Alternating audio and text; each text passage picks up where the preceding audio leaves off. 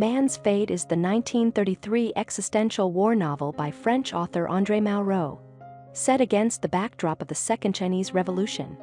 The story focuses on a critical 22-day period in 1927, during which a communist uprising attempts and ultimately fails to reshape the world.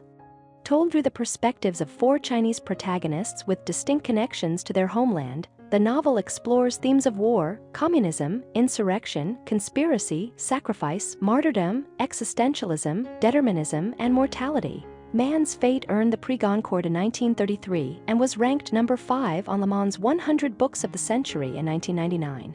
The narrative opens in Shanghai on the eve of the 1927 communist insurrection.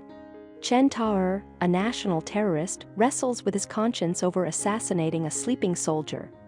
Eventually, he drives a dagger into the soldier and seizes a shipping document essential for delivering arms to the Chinese Communist Party, CCP. These arms are crucial for the Red's Russian communists allied, however precariously, with Chiang Kai-shek to defend against government forces and seize control of Shanghai. Chen delivers the document to Kaiyoshi Geysers, Kaio, leader of the revolution, at a record shop owned by a Belgian named Himmelrich. He is greeted with approval by both Kaio and Kato, a Russian revolutionary. Together, Kaio and Kato test their phonographic encryption by overlaying 2 records, masking key messages from potential interception. With this secured, the pair begin rounds to the barracks to prepare for the impending conflict while Himmelrich stays home to care for his ailing wife and children. In the hours leading to a planned strike on Shanghai, Kaio and Kato visit battalions across the city. Their insurgents aim to launch a coordinated noontime attack, sabotaging railways, overrunning police stations and military posts, seizing weapons and halting tanks with grenades. Kaio then visits the Black Cat nightclub to enlist the help of French merchant Baron Clapique, an alcoholic gambler. Kaio orders Clapique to present a forged document at the harbor, forcing the adversarial barge Shanting to relocate and grant the revolutionaries a tactical advantage.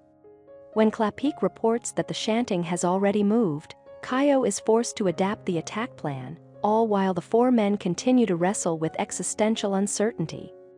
As the story progresses, we see the psychological unrest and existential torment faced by the 4 central characters.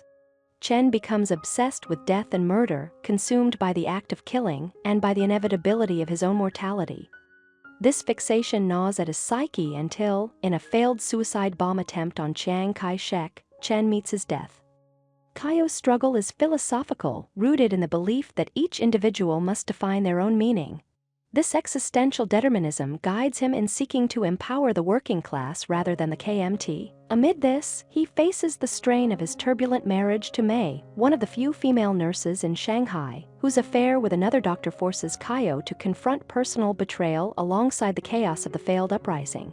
Ultimately, Kaio is captured and, in a decisive act of self-determined fate, ingests cyanide, ending his life on his own terms. Witnessing Kaio's death, Kato follows a parallel path. His experiences in the Russian Civil War had left him with a sense of invulnerability, yet observing his comrades executed burned alive in a locomotive steam chamber forces him to confront his mortality.